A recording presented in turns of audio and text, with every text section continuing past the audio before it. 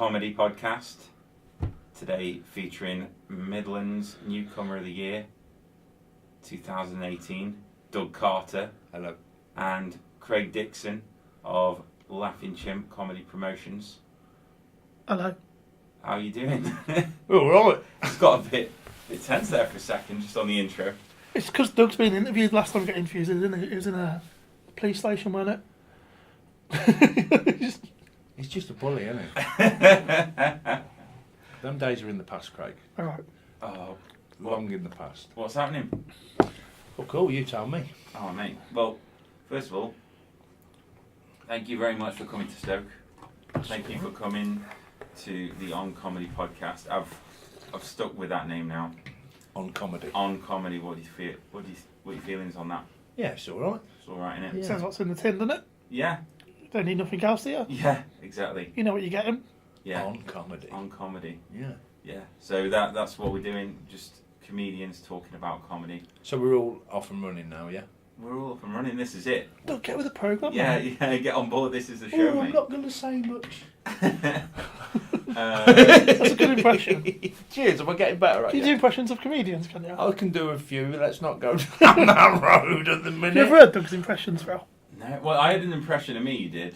In Yeah. The car. Yeah, it That was all right. quite good, actually. Yeah. You got. I'm looking forward to doing you. You know what I mean. Yeah, I know what you mean. Yeah, it'll So be good. We'll keep that under wraps. I know where Craig's trying to take this, but I'm not letting him corrupt me. I'm not taking it anywhere, mate. We're talking about comedy, so Yeah, you're trying to do an impression of me. I'm honoured to get both of you on today. This is the first three-way I've ever had. Is it? Yep. This is episode 5. Haven't released any yet, but this is it's great to have you here. Who wicked. you had on, Phil? Who's been on before? I had Josh Pugh. Love Josh Pugh. He's so Brilliant, funny. isn't So good. Danny Clives. Yeah. he? Love that name. We have had Jem Braithwaite. You know Jem? No. So you saw Jem? He does the kind of surreal stuff with the big brown cape. Oh Yeah. yeah. He's The Really the clever guy that's guy, really, clever with writing yeah, stuff. really clever writing. oh mate, it just how he speaks is Yeah, very Yeah. I like him. Yeah, mate, he's Midlands comedy fraternity. You know, he won the award the previous year to you. Oh, did he? Newcomer of the Year, yeah. You took his crown. I was there. Yeah. I was there. Yeah. You were there? In Leicester. He I knew I'd seen him somewhere before. Yeah. Yeah. And now Doug Carter, Craig Dixon. Welcome to the show. Thank you. Have we missed one out? If this was 5, who was after Who Jem? would say? Oh shit! How could we forget? Mr. Mr. Badger. Mackerel. Mr. Badger. Was he as the Badger or was he as... He did it as Donald. I haven't just let the cat out of the bag, have No, that's fine. This is People there know would have been who a he is. It's previous not like episode. Batman, is it? Yeah. Where it's like a secret persona. Yeah. Everybody knows it's out there. It's not like a secret Badger superhero. A Badger superhero, imagine that. That'd be brilliant. It'd be awesome, wouldn't it? Biting people and baddies and giving them TB. Watching them die a slow, painful death. Be great, that would. Right. So, as it's on comedy, Yeah. I want to talk to you about your start in comedy. How did you find yourself first getting into comedy, and why did you try it? Well, I was when I was young. I was a funny lad, but I was like funny, annoying funny. You know, I hadn't like honed the skill. Yeah. I was more like making people laugh, but also annoying people to the point where they beat the shit out of me. Yeah. You know, like my peers at work and stuff. Used to get battered quite a lot at work, but then over time I sort of just learned how to be funny without getting beat up. And, Yeah. And it just sort of went from there. Other people saying you're a funny guy, you should maybe get into comedy, and you just brush it off at first, don't you? But then after more and more people were saying it, at first I thought they were saying it so that I'd get up there and look a twat. Yeah. You know, so they could laugh at me, but not laugh at me. Whereas now I realise that, you know, they were kind of right, and I was right to get into it. But I'd say that was the first person ever said it to me. I was 17. Yeah. I just didn't believe it. But then the more and more it got said, the more I thought, yeah, and that was it. Amazing. Took the plunge, mate. took the Yeah, plunge. yeah. So I remember talking to you in the kebab shop Over a kebab, yeah. over a kebab, Yeah. and you were saying like you'd actually planned your comedy like about a year or so before you ever took to the stage. I've been writing for 10 years. Yeah, that's Right, I did a test Yeah. on the internet, and then I looked into it, and it said about writing.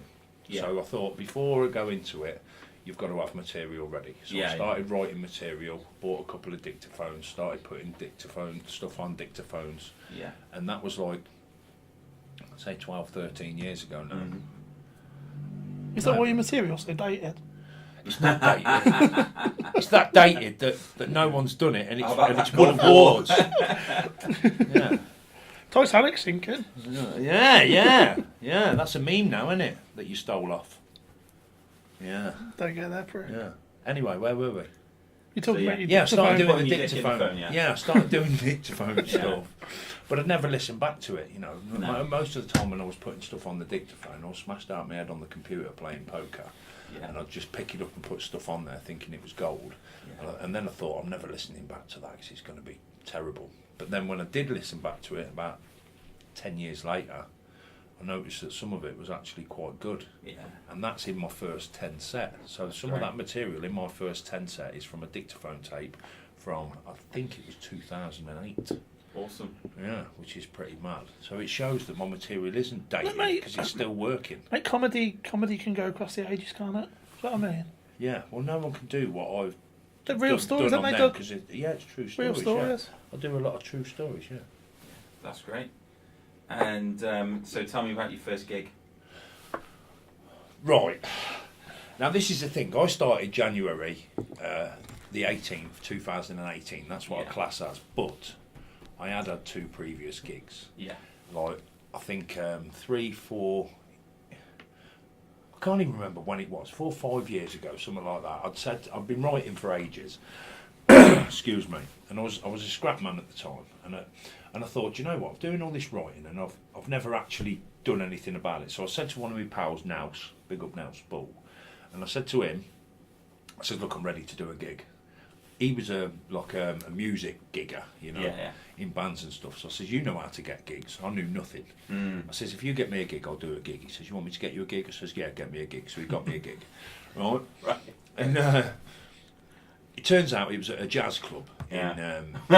in Sutton Coldfield, and it was like all jazz musicians and stuff, open mic nights. They'd only put me on to because he'd said it was my first gig.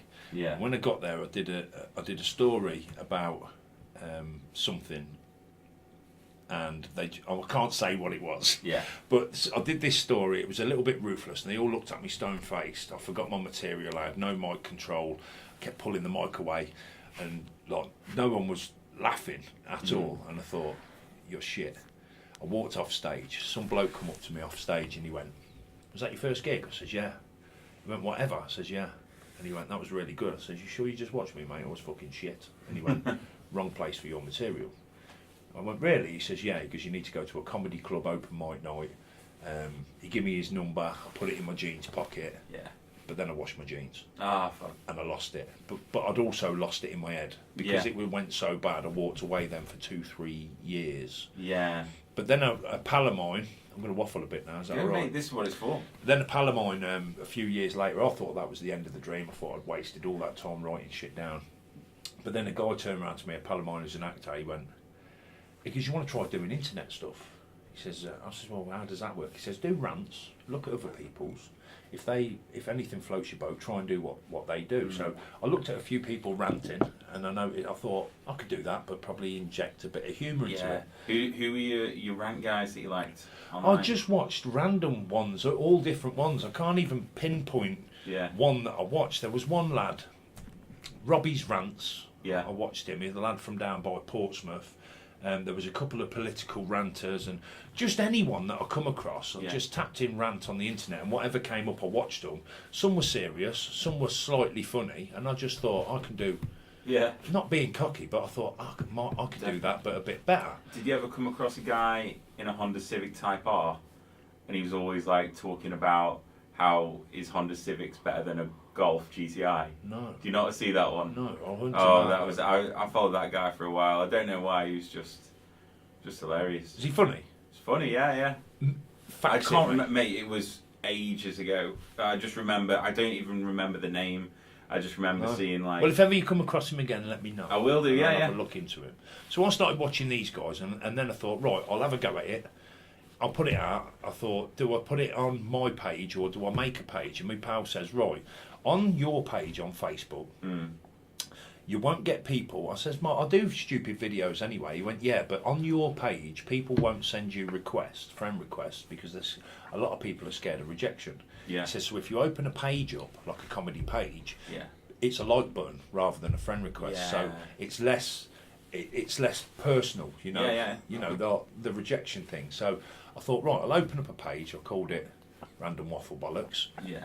And I thought, if nobody likes it, I could just delete it and walk away. But people seem to jump on it and like it. So I did that for a year or two.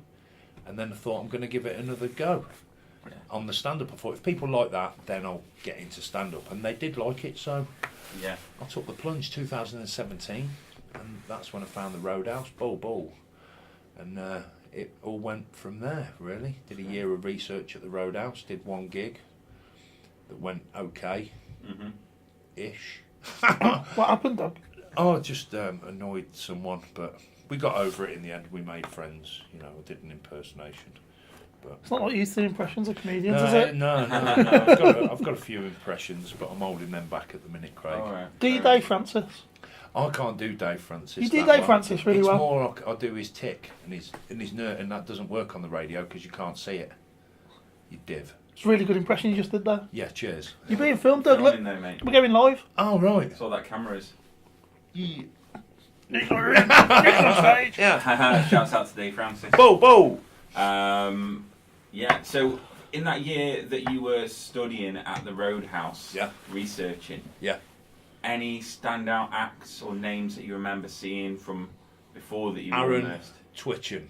Aaron Twitchen. Yeah, Love Aaron he Twitchen. picked me up, right? Well, while I was watching, there was one guy at first that I watched that I seen him with mic control, because I kept pulling the mic away from my mouth. Yeah. I watched this one guy keep it on his chin. That was the first tip that I picked up when I was there. He kept it on his chin. Yeah. Then I watched Aaron Twitchen get up, and no, well, in fact, we'll step back a bit first. Yeah. First thing I seen was, because I'd failed so bad on that first attempt and ran jazz away. man. Yeah. I watched a guy get up. I can't remember who he was, but he was fucking shit, right? And I thought, that was like me on that night. No one laughed anything. Yeah. And he walked away. 2 weeks later, he came back, same material, tweaked, and he got laughs. And I thought, that's where I went wrong. Yeah. So I picked up that tip there. Then the next person I seen was Aaron Twitchen, and he come on, and he did a bit, and he had his book there, and he said this bit, and he said something about an auntie or something, and he got laughs in it, and he went, oh, I thought that was going to get a bigger laugh there and this here, and he wrote down, maybe if I switch that bit there to there, and he dissected it on stage, and I thought, that's what you do. So I picked up a tip there of how to, you're not going up there with polished stuff, you're going up there to practice, doesn't matter if you fail. I picked all that up just from his little bit, do you know what I mean? Yeah. And I thought, that's what you do there. But the standout act for me at the Roadhouse was Andy McBurney. Right.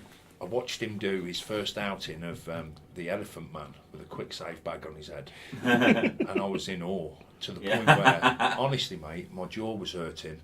I was wiping tears away. It was just something else. Do you know what I mean? And it all this was work in progress. And I learned a lot at the Roadhouse. It's sadly Very missed. good. Quality Yeah, place. it closed down before I got a chance to go there. Wicked place. I'm the same. Literally just missed it by a month. We started about the same time, didn't we? Yeah. So I missed it by a couple of months. Oh man. And Craig, don't want to leave you out. Don't leave me out, Phil. Mate, tell me about your first gig. My first gig, I was one of those off a course kind of guys. So my first gig was. that really? No. Sweden? I did one before that.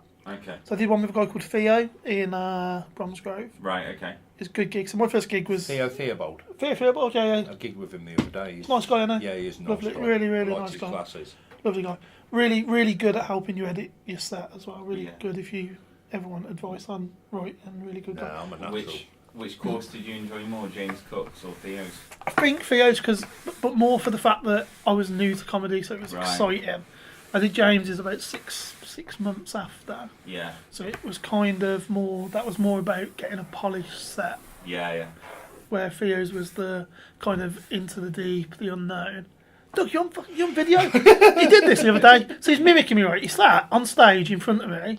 I was doing my set and he was mouthing my punchline back to me before I'd done my set. Right. You said to me, I'm going to do your set before you go on one day. So I'm going to do it. Fuck you, I'm going to have you before. I'm going to do it, but I'm going to wait until it's like really inappropriate time to do it. It won't matter because I'll just roll with the punches. No, I'm going to do it when, you know, when you're like on like a good headline slot or something and you proper, you know, you get really nervous. Doug gets really nervous. Before, like proper nervous, like he has panic attacks and everything. So you know when you have one of them and you're on a proper down and you're like, oh, you're going to struggle. Oh, like when you message me out the blue saying this ain't your audience, mate, and shit like that. Yeah. Yeah, cheers. Every gig, he's like, this ain't your audience, mate. I love that, isn't it? I love that. That's brilliant, though. Yeah. So, but I'm already panicking. I'm not. I love it as well because he'll go outside like to try and get some like fresh air and to calm himself down. So I'll follow him out. Or message me. Doug, not your audience this time, mate. You're probably going to die just as long as you know before you go on stage. It's not going to go well for you. Preempting it. Oh fuck. Do you know what I mean? I'm just trying to be a good friend. That's funny, mate. Just building you up. So so back to me anyway, Doug. Yeah, carry on. Back to my bit. No, so your bit was driving me here. Oh, I am literally Doug's driver. I know. He's a Have you seen fantastic it? chauffeur. You drive though.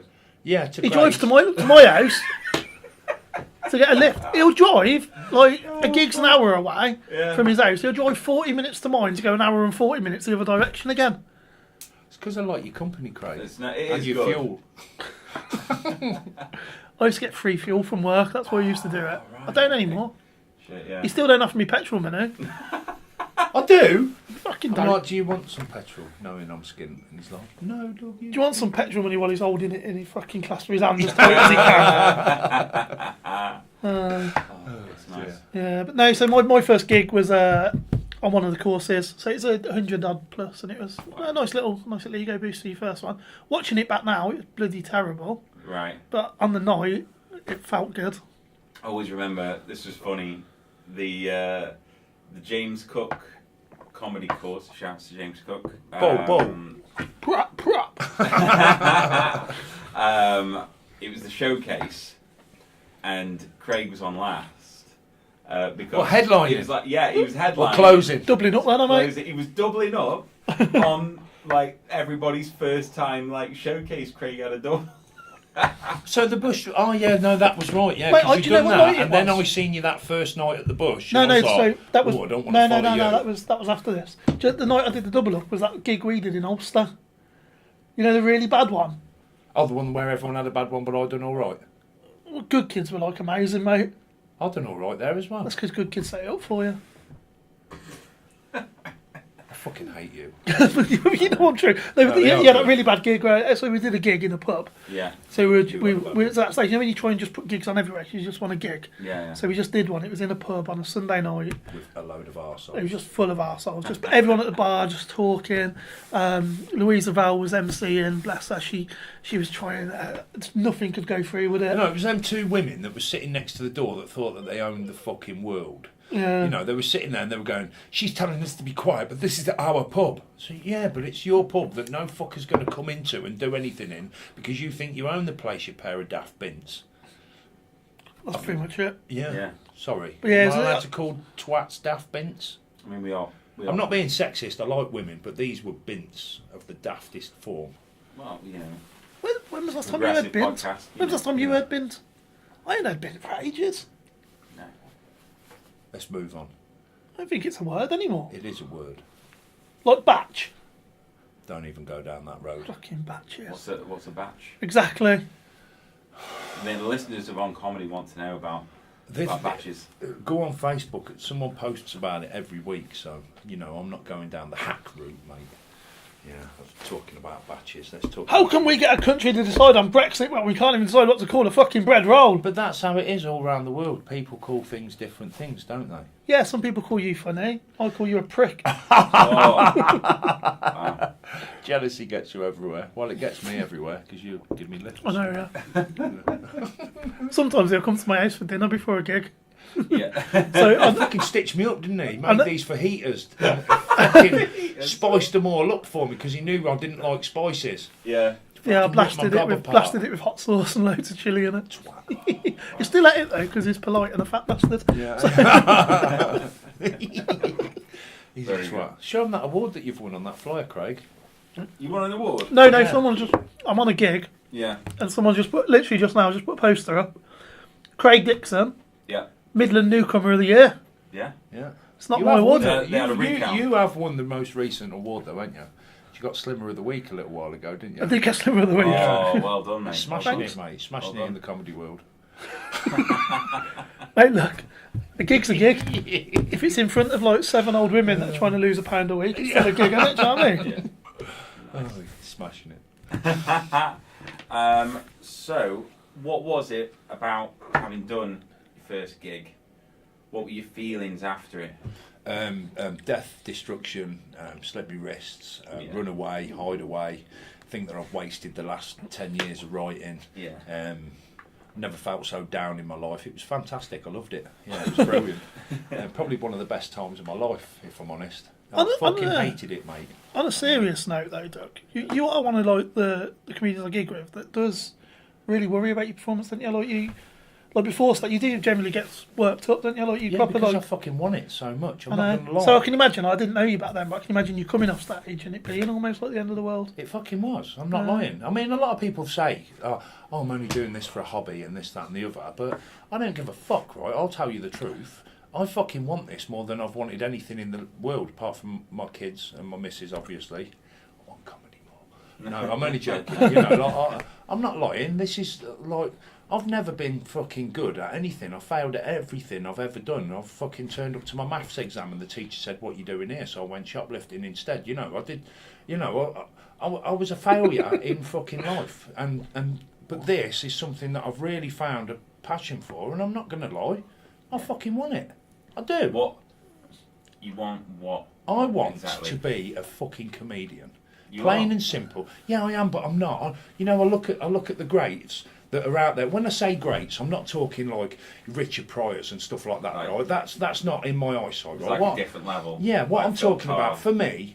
To be as good as well, Phil. you know, the way I look at it, you get people turn around going, oh, I can't wait to see you on telly. And I think that's fucking disrespectful to all the acts. But they don't understand how it works, right? A normal muggle off the street doesn't understand that there's a handful of comedians on the telly, but there's thousands and thousands on the circuit. So for you to think you're bigger than them, it's a bit of fucking degrading. So for me, if I can get to a point where I'm opening, middling, closing, regularly on a weekend, in front of anything from fucking 5 people with their dogs up to 50, 100, 200, that to me has made it. I'm happy then. That's what I want to get. Anything higher than that, if it comes, it comes. But that's not where I'm aiming. I'm looking at these guys, your Scott Bennett's, your Josh Pugh's and your Gary Poundlands, and you know, I'm watching these do what they're doing, and I'm thinking that's where I want to be.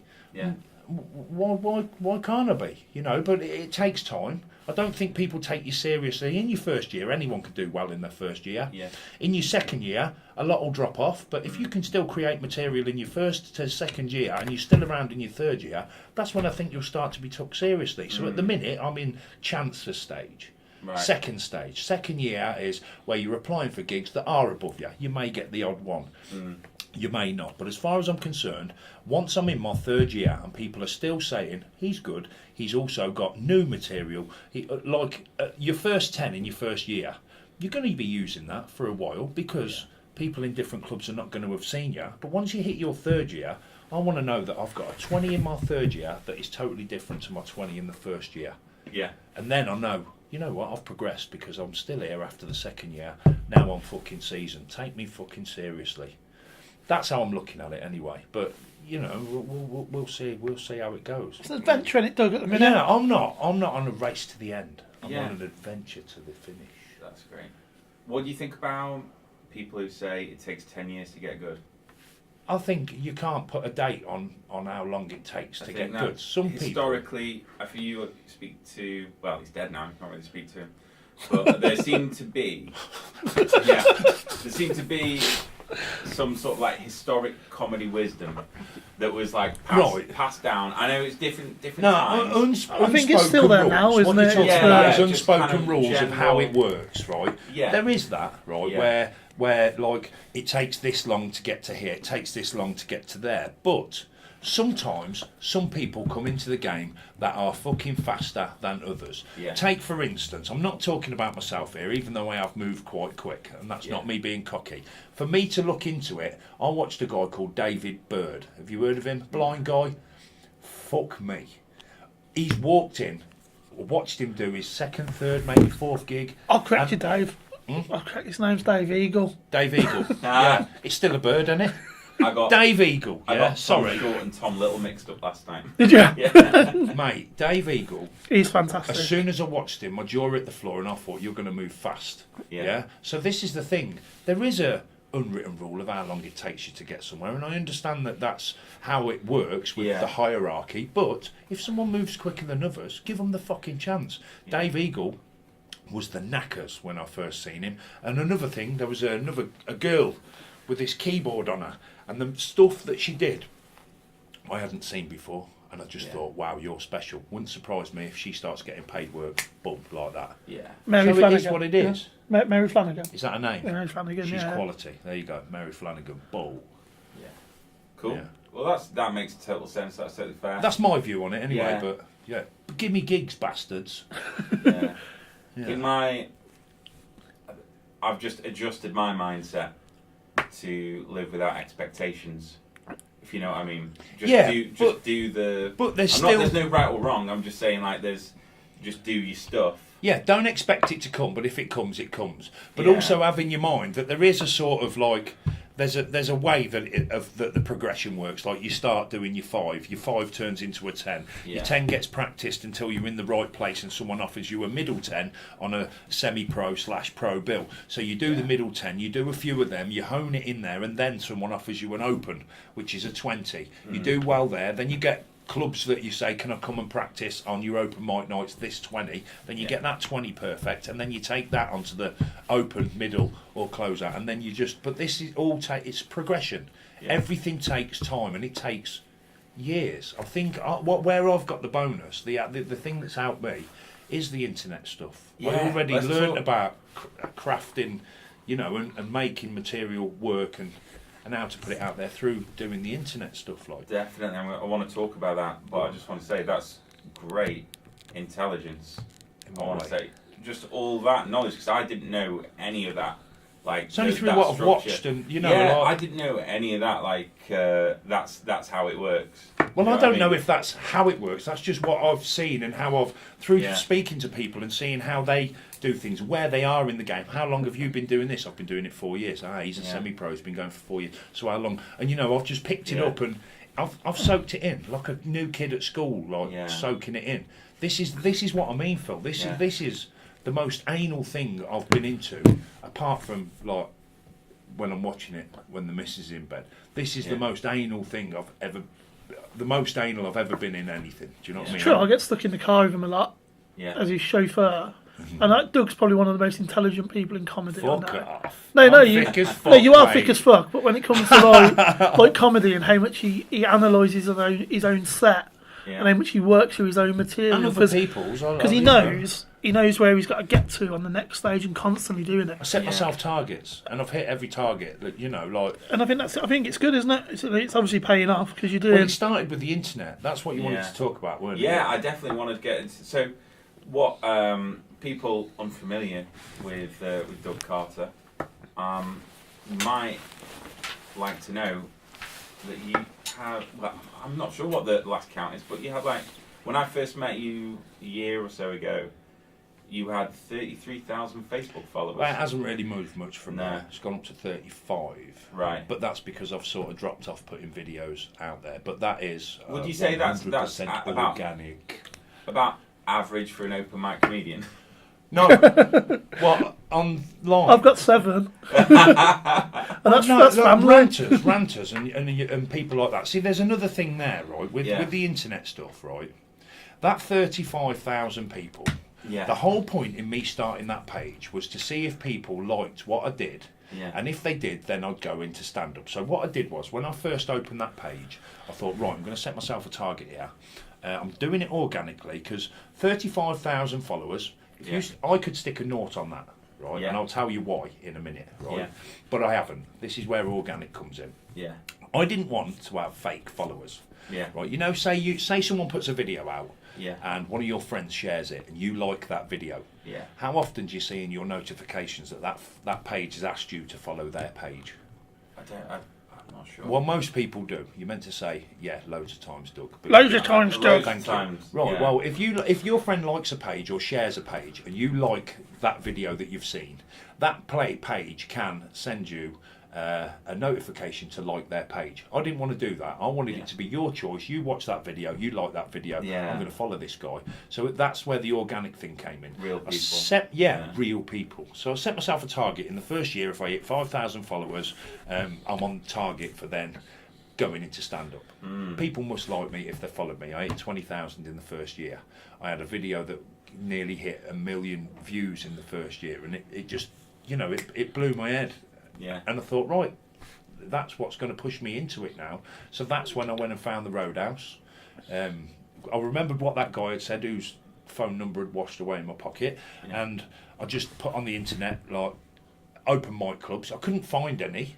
I think the Roadhouse kept nothing had come up properly for open mic nights. So I thought, right, what did I do? I went to. In fact, I'm lying. The Roadhouse came up. That was the only one that came up out of all of them. So I went and found that place. I went there and I started watching there. But then when I drifted off from there, like near the end of the year, I drifted off from there. I bumped into Andy McBurney again. I went to watch him at the Criterion in Leicester, and he told me about the Hollybush. And that's when the journey really, really began. And that's when I found the home. The home of comedy. Yeah. Well, it Kind of is, though, isn't it? Really. Well, Like, for the Midlands. For the Midlands. I think you can go anywhere in the country and they know the Hollybush. Yeah. Well, I've gigged in Hull and people are like, "Oh, you're from Birmingham? Have you done the Hollybush?" Yeah. Yeah, I've done that pub with the purple curtain and the fucking lunatic landlord. And the smashed fucking piss out. It's mad. It's mad. It's the most brilliant, craziest place in the world, isn't it? You walk in and you're like, what the fucking hell? But then when it all gets going, I don't know, it just works. What's your favourite thing about the Hollybush? Dave, Do you know what mine is? go on. The sign for the women's toilets. When he put that on that big women's loos, I don't It use doesn't say the women's blokes loos. now. It says girls' bogs. Yeah, I don't use the blokes now. I go in there. They're nice. Have you seen them there? They're Posh nice. shits. They've got soap in the girls. I know. Yeah. There's not a... Turn the taps off. He's great, isn't he? Yeah. I like the fires there. Oh yeah. They're so What good. about when you're halfway through your set and that pissed up bloke snapping wood? That's also what I'm talking about. Two new guys were there, right? These I can't remember his first name now, but his second name's Lovell, black lad. He's funny. He's just come out. He is funny as hell. Wait until you see him. Yeah. He's quality. Laughs at himself, everything. But there was him, and there was this other lad, and I was talking to him, sat at the back, and he's chatting to me, and then all of a sudden this lad's just gone boom, smacked this wood. He's jumped up. He thought he was kicking off behind him, and he's like, but then there's just this guy snapping wood behind him, like, yeah, that's it, yeah. Very good. So, what does the day in the life of Doug Carter and Craig Dixon look like? Actually, let's do both of you. Want to go first? You go first, Craig. My day just starts off by phoning Doug. What you wearing? Yeah, Doug goes, Thinking about? how well are you doing at comedy now, Doug? Like, that's what I say to him. Like, you're doing all right, Doug, but you're not as good as good kids. That's all I have to say. Bastards beat me at an award. Did they? What award was it? Bush, best. What was it? Not best newcomer. It was Best debut. debut Best performance or something, wasn't it? Yeah. I'm not bitter at all. But they fucking smashed it. To lose out to someone, to a best. What was it? Best debut performance. Best debut performance to Yeah. someone that's been going 6 years in my first year. I'll take that.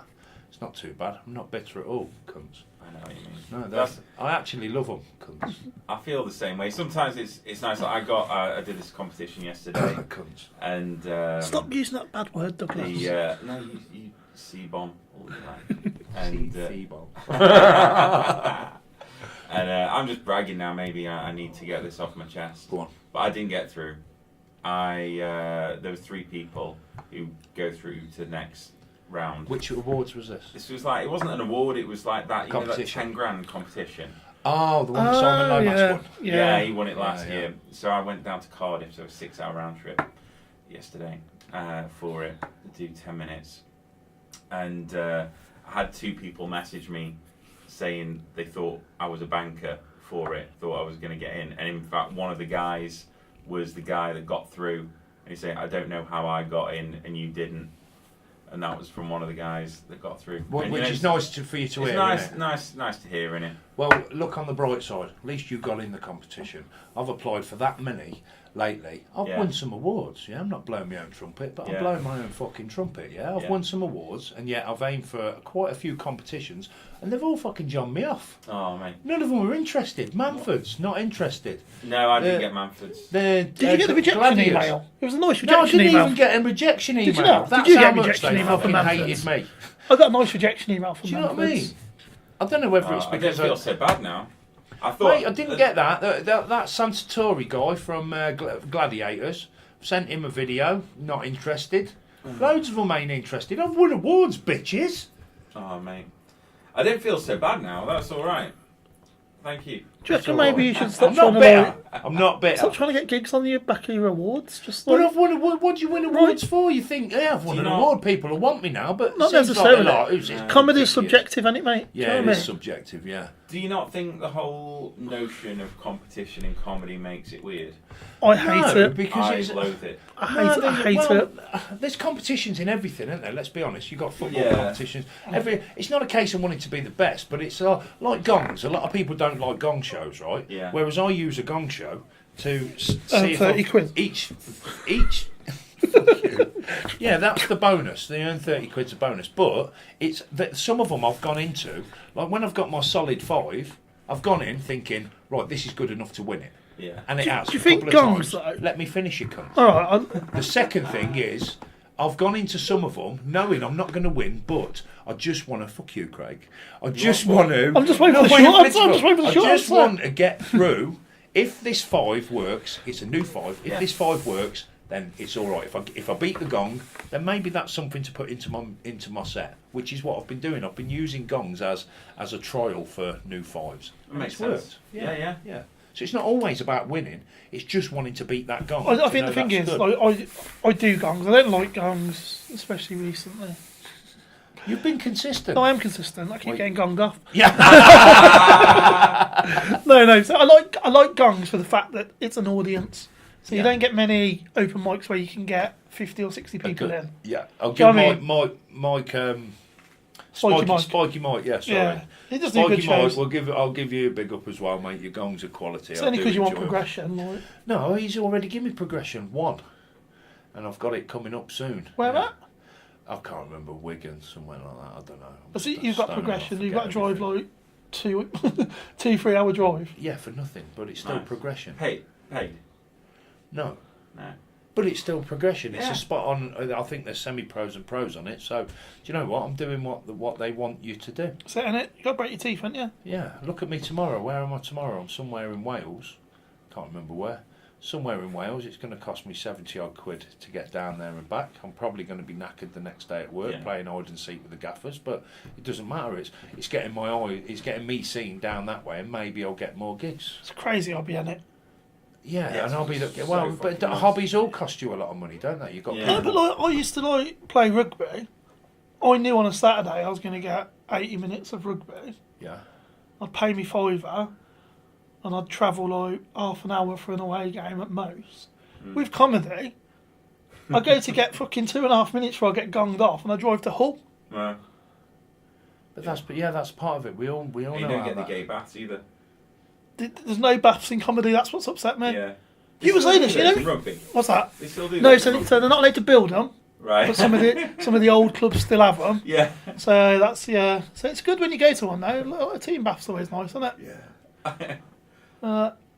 That's the only thing I remember about rugby. I haven't played since I was like 8. Oh, I played as a kid. And Were you I having can team remember. baths at 8 Yeah. with your PE teacher? On Sunday down at the rugby club. Oh yeah, Like proper muddy, like a black bath. nice. Yeah. Well, you know. I got It's growled the 90s, at in a mate. scrum and it put me off because You the are? other kids scared us. There was kids from school and a different school, and they were all the Jock Estate lads, which is a rough estate up the road from us. Rougher. Rougher estate, Yeah. yeah. And they were all like, "Ugh," proper growling at us, and it scared me because I was young and timid. But it's at one of the time. first things you're taught when you become a rugby player is the growl. Yeah. Well, we hadn't been taught that. We was quiet, just going, and they were proper growling, No, and it it scared is, the shit isn't out it? of me. So It's weird, don't it? It's weird. Yeah. You have to like give your missus a kiss goodnight at 4 o'clock in the afternoon. you kiss your missus. Kiss your missus. Your missus a kiss goodnight at 4 o'clock in the afternoon It's to weird, drive, Yeah. to get back in at 1, 2 o'clock in the morning to wake up at 7 o'clock for work. Yeah, 7. What time do you get up? Fucking 6 o'clock. Do you? Yeah. Sometimes I only get like 2-3 hours sleep because I'm too busy sitting there tossing and turning, struggling to sleep after I smashed that gig, and sitting there thinking, wow, let's watch that video again because it was so good. Do you watch your videos on the same night? If they're good, yeah. Do you watch your videos? If I do one and it's terrible, I like to dissect them as soon as I get home. Because Yeah. sometimes when I'm on stage, I don't see, sometimes you don't hear the laughter as much. And you think you haven't done as well. So I try and watch it as soon as I get back. So if I'm thinking in my head, oh, that wasn't that good, someone says, no, that was all right, then I'll watch it back just to see, I missed that laugh. Yeah, oh, so they were laughing at that bit. Oh, that fell a bit flat there. And I'll dissect it on the night before I go to bed, yeah. Definitely. What I tend to do is I'll do the voice recorder on my phone, and then on the drive home I'll listen to that back. Yeah, that makes more especially sense, if doesn't it's it? like new material. Mostly actually now, if it's just new material, I'll listen to that because a lot of the time there'll be like a joke that did like way better than I expected, or See, for me, I think you're missing a trick there Yeah. by not videoing it. I mean, well, it's different Yeah. for you because you're quite like, how do you put it? Energetic. Yeah. I'm very fluid. You do You're move like- around stage quite a lot as well, don't you? So Gymnastic, for you, like- listening is exactly the same as videoing it. It wouldn't make any difference Yeah. because you're quite static, aren't you, Yeah. on stage. Whereas me, I have to watch it back to see. What was it? We were talking on the way up here where someone said that the art of making a joke it's not. Some people think that you just make a joke and that's it, and it's not like that. It's a cleverly crafted part of material where you get the idea, you write the idea down. You go from writing the idea down to saying the idea, from saying the idea to doing it on stage. You watch it back after doing it on stage, and you pick it apart and like you tweak this bit, tweak that bit, and it might take you 6 months to a year until you get that perfected. So there's a lot more than just that's funny, ha ha. Wow. You actually craft it into what it is at the end. That's not me saying it. I read it. Some clever. We said that James Cook was on about that, didn't he? When we did the bit James Cook's where he took the joke that took him nearly. He said it was a year. It's never finished. Yeah, it's never finished. He's So still that's constantly someone writing on the the course joke. that said that. Yeah. It's part of James's course, is James, of course, said that, but hearing you say it then, What? Oh, I natural. was gonna. Oh, no, I'd say you're a bad motherfucker, Doug Carter. That was. Yeah, but that was something I That's read really- afterwards, and it was like, that's what I Yeah. do. So it's like, it was kind of like me seeing that I'm doing what they're saying you to do, but without of doing like the course and stuff, innit? And it was Yeah, like, yeah. Do you know what, Doug? You just saved yourself 150 quid, mate. I have, yeah. Can you remember when we not first met, but when I first met James as well? What At that that night? that Coventry night. Yeah. And I was like, oh, nice to meet you, James. And you went, and you met him before? I says, no. And you went, what, didn't you do his course? And I went, no, I'm just natural, motherfucker. Yeah, there we go. I just assume everyone Has done a done course. the course. Yeah. You didn't start comedy from a course, though, did you? Yeah, no, you did I've been going like 4 Yeah. months, and my missus got it me for Christmas As a way of as a gift, and then I was like, I tried to cancel it because I didn't want. I felt like it was going all right anyway, yeah. and I thought I'll just cancel it. But then my missus went out of her way to make sure she booked off work every single Monday night for the following 6 weeks, so I could go and she could look after the wicked. kid. So I You would, felt I would obliged to definitely, do and it. I was like, oh, I've got no reason not to go. Yeah. And I met Craig. We had a good time. That would have been a reason not to go. after the first week. Look, love, look. You need to earn some money. Go back to work. Yeah. Honestly, there's this guy with a squeaky voice that's doing my fucking head in. Is it squeaky or? Do you know what I mean? Oh, yeah. You sound like a fucking helium balloon, mate. That's what you What? sound like. Look, you mean someone that swallowed a helium balloon? Yeah. Yeah. It's all right. I like it. Do you think I Gives should, me do you think I should something to laugh mention it? at. Like, do you think like You don't have to mention it. no, but like, Everyone fucking knows the people minute always you like you speak. open with something like about you. What, you're going to open with your squeaky voice? Yeah. You do that every time. No, but I'm anyway. thinking, should I reference it? If you want to. Is it that big a thing? I've Yeah. never noticed it. You will now. Do you just think it's like a Ooh, squeaky. yeah weird, isn't it? Yeah. I like it. Makes you. Why are you looking at me with evil in your eyes? No Craig? evil in my eyes, Doug. Just love, mate. Pure love for you, Douglas.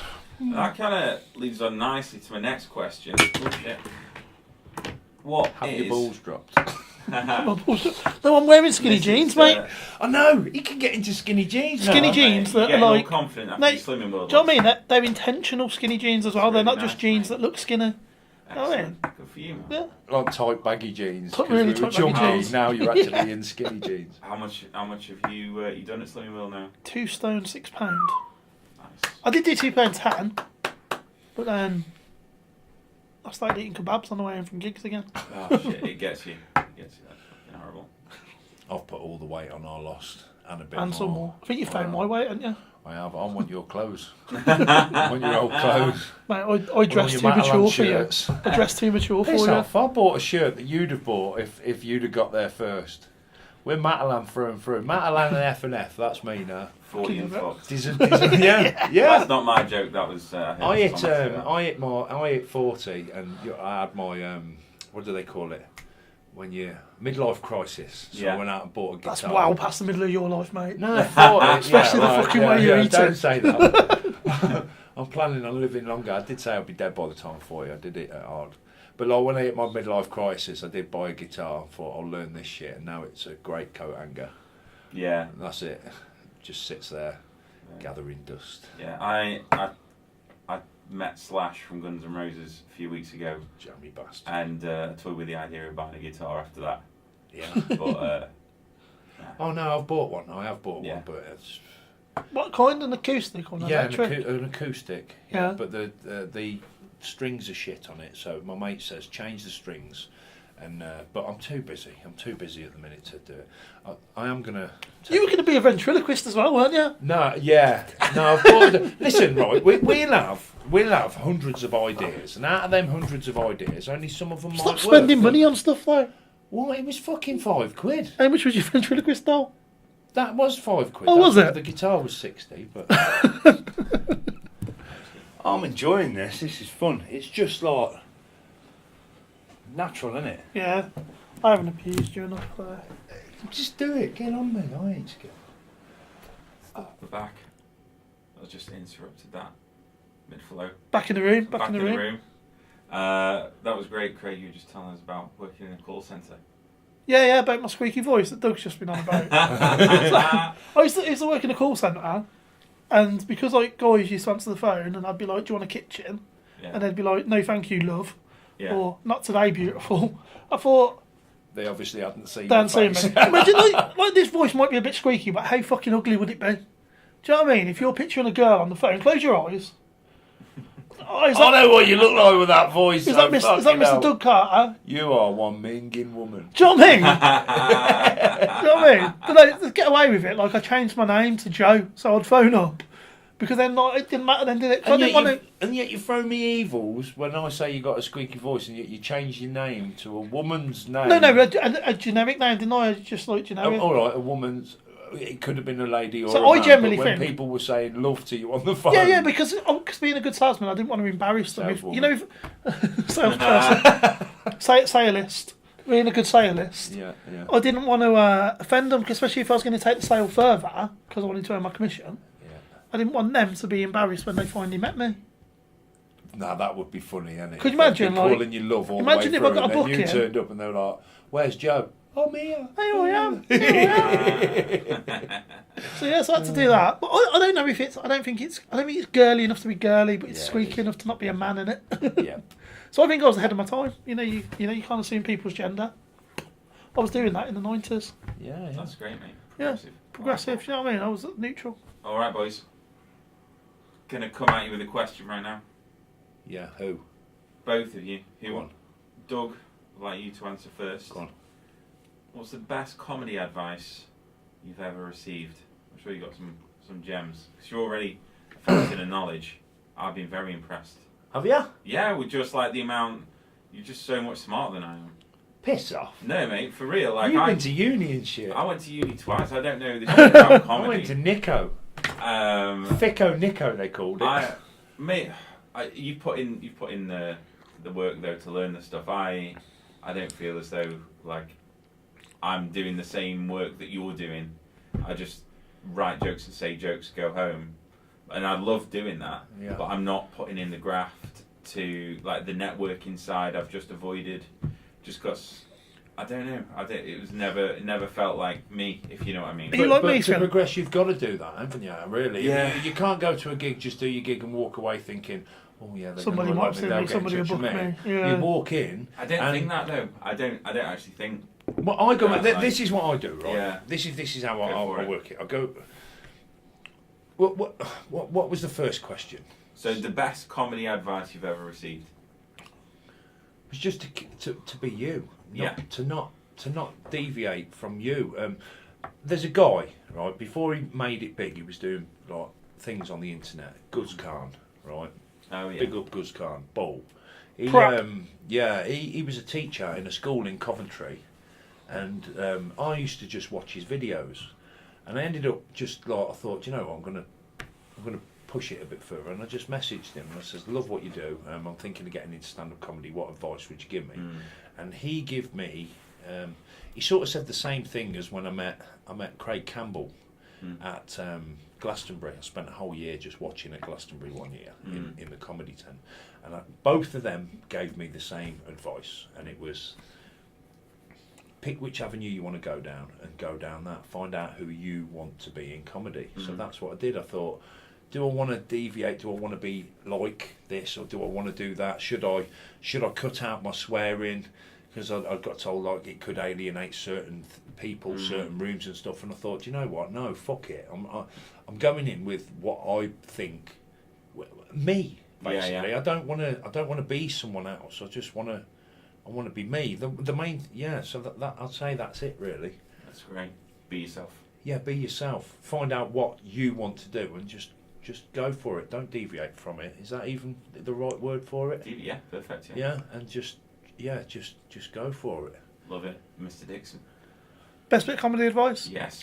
So mine come from doing middles and open spots and stuff, and being on bills with like pro acts or acts that are good. I was speaking to a guy called Frizz Frizzle. Have you come across him? Yeah, the song ruiner. He's really good act, really solid act. I was speaking to him about it. I was like, slurp in the fucking mic. You're a knobhead, you are. Slurping in the mic. I have to listen to all your bullshit. Fucking. Go on, I'm listening to you. Oh, you're my good guy. What do I do? It's only advice. That was uncanny. Yeah. That impression, mate. That was amazing. So I was speaking to him just about it, and he said, approach every gig, every person in that room's paid to see you. Yeah. And not be intimidated by the other people in the green room. Not that it's an intimidating room, but do you know what I mean? Not let that get into your head. You've got your material. You're going to do your own performance. Yeah.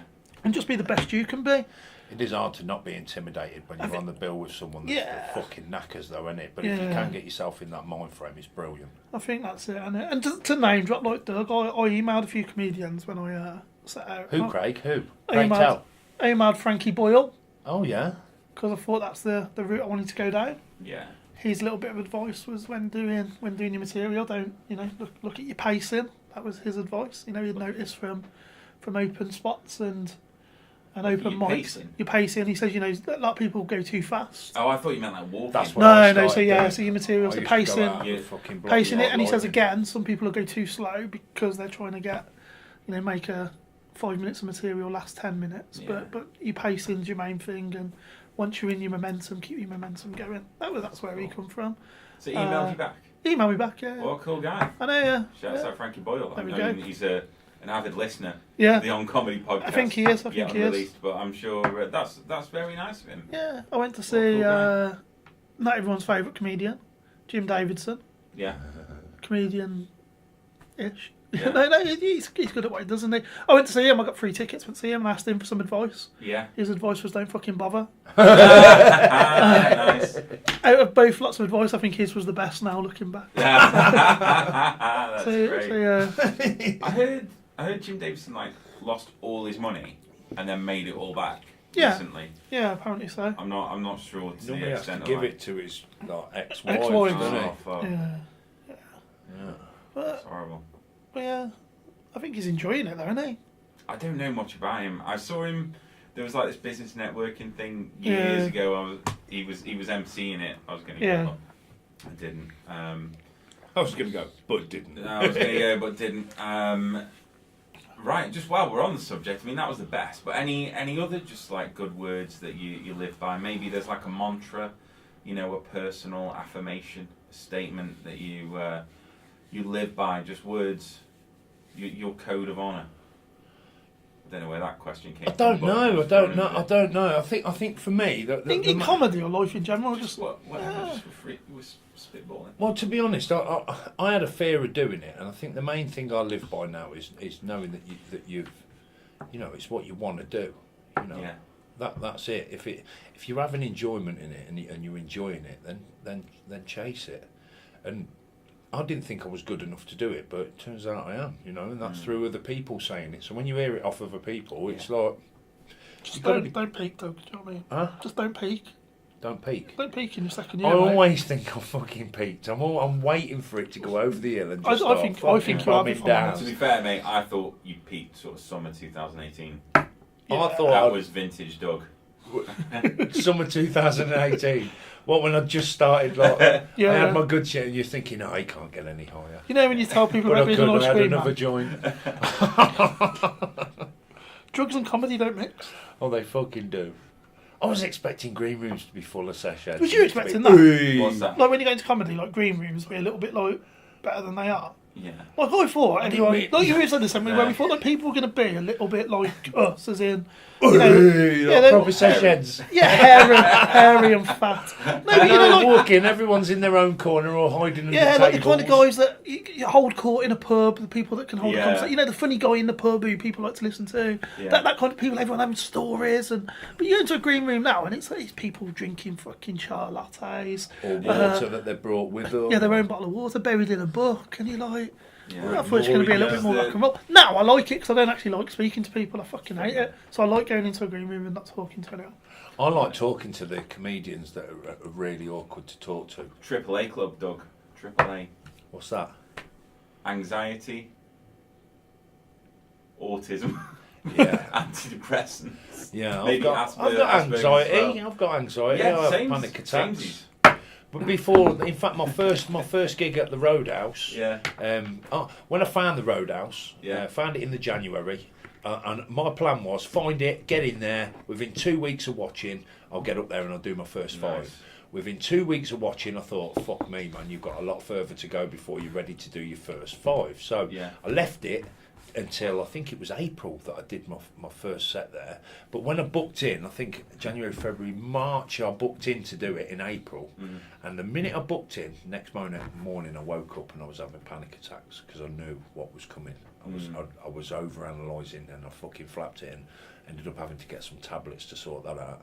But then now, whenever I have something big or some like running my own gigs and different bits and bobs like that, the panic attacks come in and I feel like my heart's ripping out my chest. Mate, that first gig before we did in Bedworth.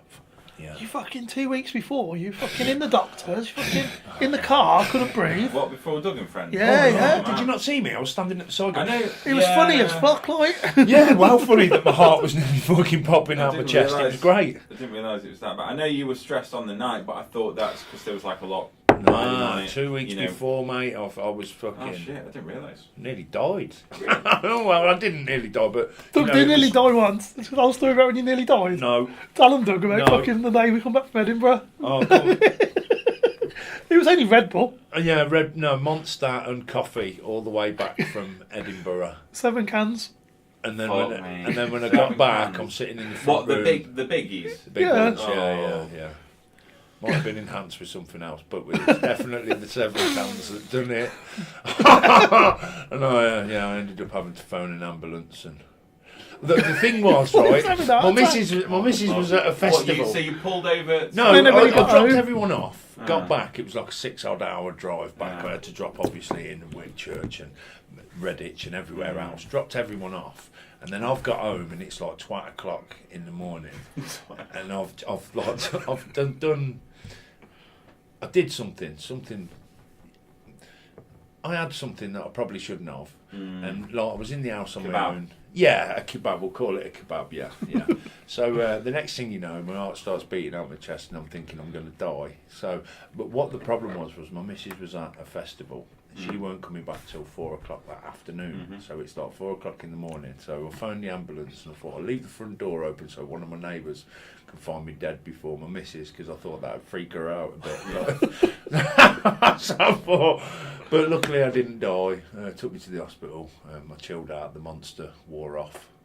And did you go to the hospital? Did you actually go to the hospital? Oh, yeah, I ended what up did they, with all what the did they things do? on my chest and everything. My missus was like, fuck off, no you never, when she come back. And I went, I did. And I took my top off and I still had a couple of the little heart monitor things on my chest and that. Fucking hell. It was a hard drive and that monster was bloody strong, so, yeah. And coffees, I'd had a lot of mockers as well, yeah. So it's definitely the mockers and the monster. Nothing else, definitely them. That sounds intense, mate.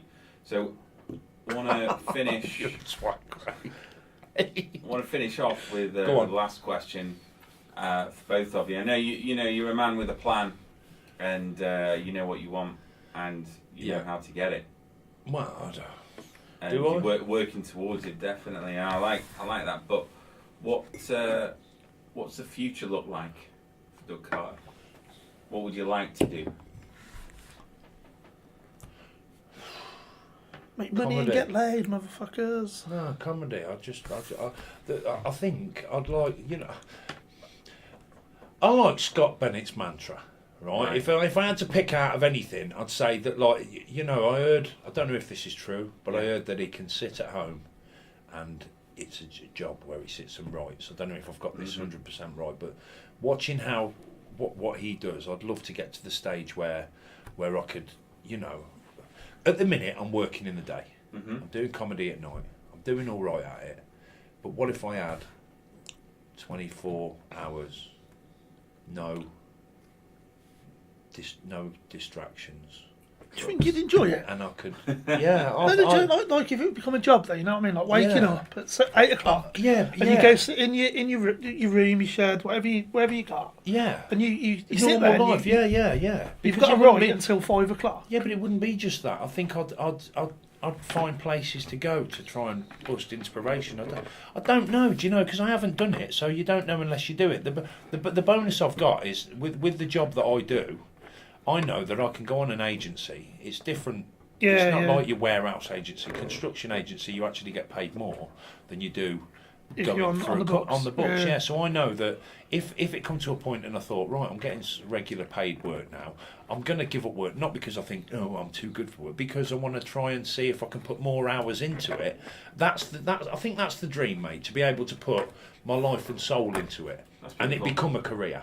That's what I'd like. But I think you're talking 3, 5, 7 years. 7 months, yeah. You'll be in your 50s then, John. Months? You'll be in your 50s. Yeah, but so what? So fucking what? I weren't ready before. I'm ready now. I've got life experiences, and that's what's coming out. And I want to be able to create something from scratch. And at the minute, what I'm bringing is stories that have happened in my life. I'd like to see if I can create something as well. So I'd like it to be a job. That's a beautiful sentiment. I like that. I feel the same way. Yeah. Just have all day to put your life and soul into writing stuff, putting it out, making people laugh. It's really the best. Be nice, wouldn't it? Mr. Dixon, how do you see your future in comedy? Just getting along, mate. Just getting along. Do you know what I want? I want to be able to tell my grandkids that I gigged with Doug Carter. Yeah. Do you know what I mean? And then that'll some way justify how good I was at comedy. When Doug's on the telly, I keep saying this to Eric, Eric Rushton. Yeah. I keep telling him to hurry up and get famous. So then when I'm at like work or something and everyone sees Eric on telly because he's fucking good, I gig with Eric. Like that makes me better then, doesn't it? and people think I was good at comedy. I used to take Doug to gigs, you know, and not charge him fuel. Yeah, that's exactly that's my ambition in life. You get him there, That's great. I'm getting there. I want to be known as the best driver in comedy. To me, Do you know what I mean? Craig, you Do are. you know what I mean? If I can do anything, it's get people to gigs. You are. That's why I keep No, I telling think- you you're good. Just to pick me up. No, Don't I think, give up, Craig. I mean, Come like on. most, I want to, yeah, I want to be able to make a living from it, I guess, Yeah, at some man. point. But it's not. That's not. Gonna happen. Yeah. But no, I kind of, yeah, I don't think I'm chasing it as hard as others. Don't forget, right, the first time I ever seen you was your second ever gig, weren't it? And what did I say to you when I seen you up there? I says, I don't ever want to follow you. Because you were quality. No, But he you always does. I That's think open you for have him. a few too many bad points where you're thinking, oh, I'm not good enough for this. But you fucking are. It's not being good enough, is it? It's that I kind of go to gigs now, and my life's changed a little bit having a baby, where I think every gig has to matter. Yeah. Do you know what I mean? If I don't have a good gig, it's like I've wasted fuel. I've wasted a night where I could have been in with a baby. I'm doing this gig instead of doing one that I was going to do because I can't go out 5 nights a week. I can only go out 3 nights a week. And it's all that, and that your life kind of changes a bit. So, and I kind of think that puts the pressure on when you're gigging then to make that gig almost perfect. So when you see me, I come off stage and I'm like, oh shit. And you're like, no, you got some laughs. You still learn from every gig. You still Yeah. learn. But it's- I think it's putting the pressure on. Even your bad ones, like, Yeah. you still learn something from it. I think I've learned. They say you learn more. Well, they say. Who the fuck are they? Do you know what I mean? Is there a collective of people called they? No, but they say that you learn more from a bad gig than you do a good one. Because good ones, if you smash every gig and you just flow, you're not learning as much as a bad gig where you've learned to fight through the silence, like where you know you're going to get that big laugh there and it don't come, and you're like, do you blip blop there, or do you just carry on and just go through it and think it's not me, it's you? That's worked before. That makes you better. That's how I look at it anyway. Yeah. I like that, mate. On that note, I'm just going to bring this podcast to a close. I want to thank you, Doug Carter. Random waffle bollocks. Thank you, Craig Dixon. Brilliant driver. Thank you. Thank you. Just on that, can we just want to plug your links, let people know where they can find out about you, upcoming dates, etc. Right, I'll post on my normal page. My name's Douglas Carter. If I don't know you, don't ask me to be a friend on Facebook, but feel free to follow me. And that's not me being big-headed. I just want to keep my few spaces on my friends list spare for promoters and comedians. So what you're Feel saying free is to people come that and matter. follow me. No, not people that matter. I want to keep spaces for people that matter. I want people to come and follow me. Follow me, But but if I don't don't talk to really me. know you, then do you know what I mean? It's like, Is that like look at me but through the come, glass? come and follow me on Random Waffle Bollocks as well. I don't like. It's organically grown. Yeah. That's it. Yeah. You've knocked me off now. Yeah. What about you, Craig? I'll just follow me, Craig Dixon Comedian on Facebook. That's it really. And I'll tell you where I'm taking Doug to his next gig. Fantastic. Thank you very much, guys. Thank you. I really enjoyed this. Cheers. Bye. Right. Lovely. Boom. That was fantastic. I really enjoyed that. Oh, thanks, guys. I hope that was all right. Mate, that was great. That was brilliant stuff. Well, we did an hour and a quarter. Fucking hell. You should get that down to an hour once you cut Craig out.